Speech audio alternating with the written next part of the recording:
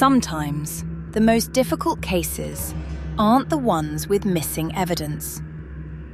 They're the ones where everyone watches the exact same footage and reaches completely different conclusions.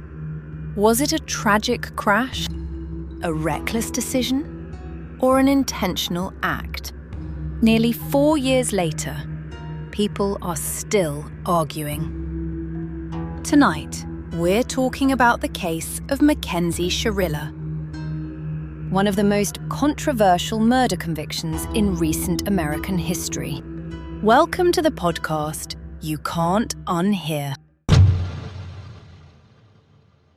Just before sunrise on July 31st, 2022, 3 teenagers climbed into a Toyota Camry. 17-year-old Mackenzie Shirilla was driving. Beside her sat her boyfriend, Dominic Russo. In the back seat, their friend, Davion Flanagan. Only one of them would survive. The group had spent the night together with friends. According to testimony, they had been socializing and using marijuana. Around 5:30 in the morning, they left. At approximately 5:36 a.m., the vehicle entered Progress Drive, an industrial road in Strongsville, Ohio. Security cameras captured what happened next. At first, nothing appeared unusual. The car completed its turn normally. Then, it accelerated rapidly down the straight roadway. Seconds later, it crashed directly into the brick wall of a commercial building. The impact was catastrophic. Dominic Russo and Davion Flanagan died from their injuries. Mackenzie Shirilla survived with serious injuries. Initially, many people assumed it was simply another tragic high-speed accident. But investigators quickly noticed details that didn't fit that explanation. The Toyota's event data recorder, often referred to as the vehicle's black box, recorded what happened during the final seconds before impact. According to investigators, the accelerator pedal remained fully depressed for approximately 5 seconds before the crash.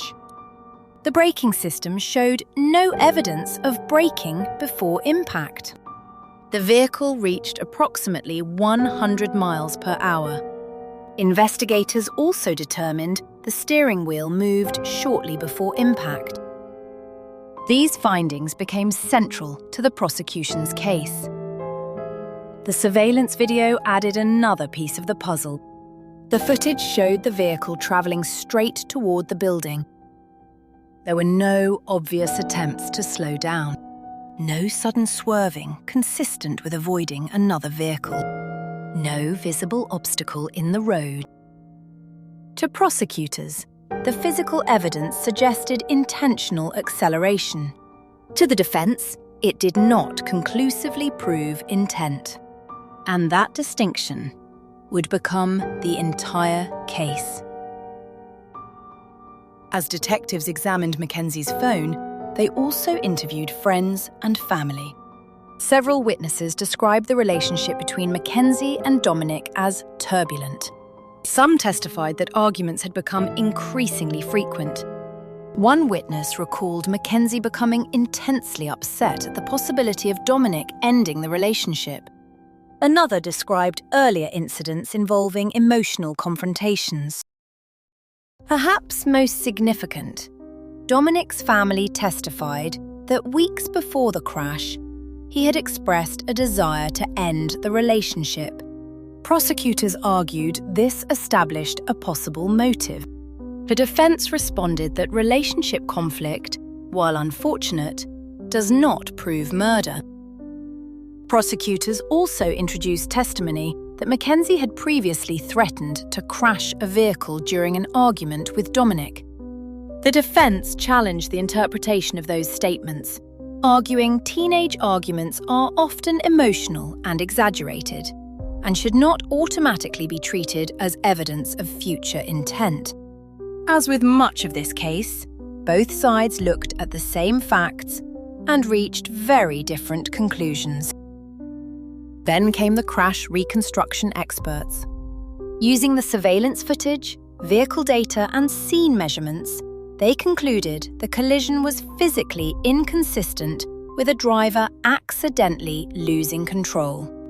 Their opinion was that the evidence demonstrated purposeful acceleration. The defense presented its own experts. They questioned whether the available data could establish intent beyond a reasonable doubt.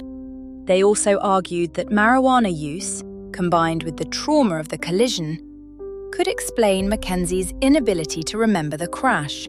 Because throughout the investigation, Mackenzie consistently stated she had no memory of the final moments before impact. Another issue raised during trial involved Mackenzie's medical history. The defense suggested that a medical condition known as postural orthostatic tachycardia syndrome, or POTS, might have contributed. Prosecutors argued there was no evidence she suffered a sudden medical emergency at the time of the crash. Medical experts testified, and ultimately, the court rejected the theory as an explanation for what occurred. Similarly, arguments involving a sandal interfering with the accelerator were also rejected after investigators concluded the footwear became trapped during the crash itself, rather than before impact. Unlike many murder trials, this case was decided by a judge, not a jury. In August 2023, Judge Nancy Russo delivered a lengthy verdict. She concluded the evidence demonstrated that Mackenzie had deliberately driven the vehicle into the building. The judge cited several factors: the surveillance footage, the vehicle data recorder, witness testimony regarding the relationship, prior statements attributed to Mackenzie, and the absence of any credible evidence supporting an accidental crash. The court found Mackenzie guilty of 2 counts of murder, felonious assault, and aggravated vehicular homicide. During sentencing, the judge described the crash as having been controlled, methodical, and intentional. Mackenzie received a sentence of 15 years to life in prison. The defense immediately appealed. They argued the evidence was insufficient to prove intent beyond a reasonable doubt. They challenged several evidentiary rulings and maintained the conviction relied too heavily on circumstantial evidence. In 2024, the Ohio Court of Appeals upheld the conviction. The appellate court concluded that the trial judge had sufficient evidence to determine intent based on the totality of the circumstances. The Ohio Supreme Court later declined to hear the case, leaving the conviction in place. Then, in 2025, Netflix released A Deadly American Marriage, bringing renewed attention to the story. Within days, millions of viewers debated the case online. Some believed the documentary reinforced the prosecution's theory. Others argued it highlighted unanswered questions and humanized Mackenzie. Social media once again became divided. Was justice served? Or had a grieving teenager been wrongly labeled a murderer? The documentary didn't change the legal outcome, but it reignited public conversation around how evidence is interpreted, especially when intent cannot be directly observed. Perhaps that's what makes this case so compelling. No one disputes that Mackenzie was driving. No one disputes the speed. No one disputes that Dominic and Davion lost their lives. The disagreement has always centered on one question. Why? Did the evidence prove intent beyond a reasonable doubt? The judge believed it did.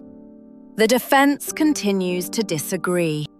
Public opinion remains deeply divided.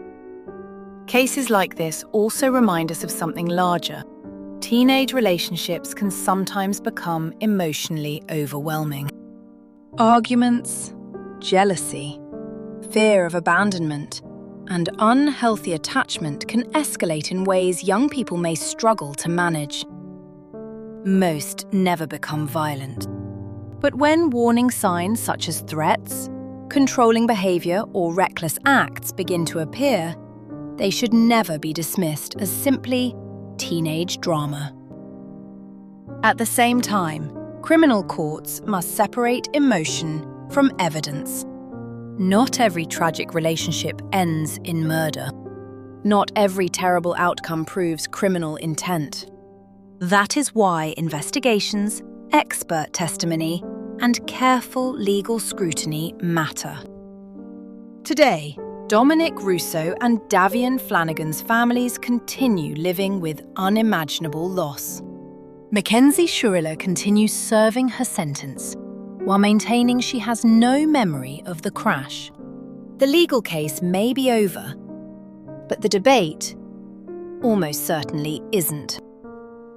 Because sometimes the hardest mysteries aren't about what happened. They're about understanding why it happened. And that may be something only one person truly knows. Or perhaps something no one ever will. Thanks for joining me tonight.